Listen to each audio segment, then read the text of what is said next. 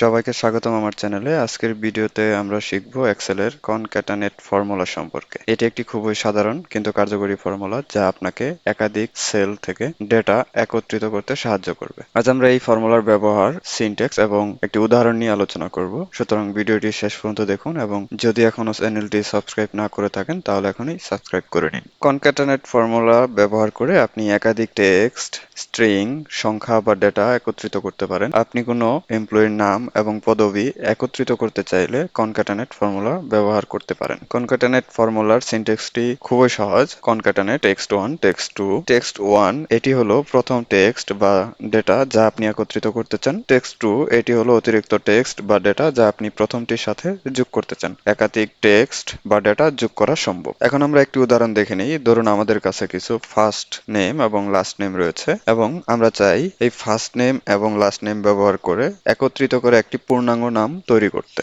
এই কাজটি করার জন্য আমরা কনক্যাটানেট ফর্মুলাটি ব্যবহার করব।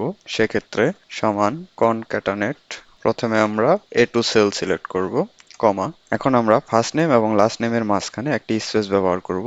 সেই জন্য double quotation, space, double quotation, comma, এখন B2 সেল সিলেক্ট করব, last name, bracket close, enter. এই ফর্মুলার মধ্যে A2 হলো ফার্স্ট নেম, B2 হলো লাস্ট নেম এবং মাঝখানে একটি ফাঁকা স্পেস যোগ করা হয়েছে যাতে নামটি আলাদাভাবে থাকে। এভাবেই আমরা কনক্যাটানেট ফর্মুলা মাধ্যমে দুইটি সেল থেকে ডেটা একত্রিত করতে পারি। এখন আমরা বাকি যে নামগুলো রয়েছে সেই নামগুলোকেও আমরা একত্রিত করতে চাই। সেক্ষেত্রে ফর্মুলাটি নিচের দিকে ড্র্যাগ করে ছেড়ে দিব, তাহলেই বাকি নামগুলো সঠিকভাবে দেখাবে। যদিও কনক্যাটানেট একটি খুবই কার্যকরী ফর্মুলা, তবে এর কিছু সীমাবদ্ধতা রয়েছে। উদাহরণস্বরূপ, এটি একাধিক সেল থেকে ডেটা একত্রিত করতে একটু সময় সাপেক্ষ হতে পারে এবং আপনাকে প্রতিটি সেলের জন্য আলাদাভাবে ফর্মুলা লিখতে হতে পারে। এর বিকল্প হিসেবে আপনি ডাবল কোটেশনের ভিতরে এন্ড ব্যবহার করতে পারেন অথবা এক্সেলের নতুন ফর্মুলা টেক্সট জয়েন ব্যবহার করতে পারেন, যা একই কাজ করে কিন্তু আরো সহজভাবে। পরবর্তী ভিডিওতে আমরা টেক্সট জয়েন ফর্মুলাটি নিয়ে আলোচনা করব।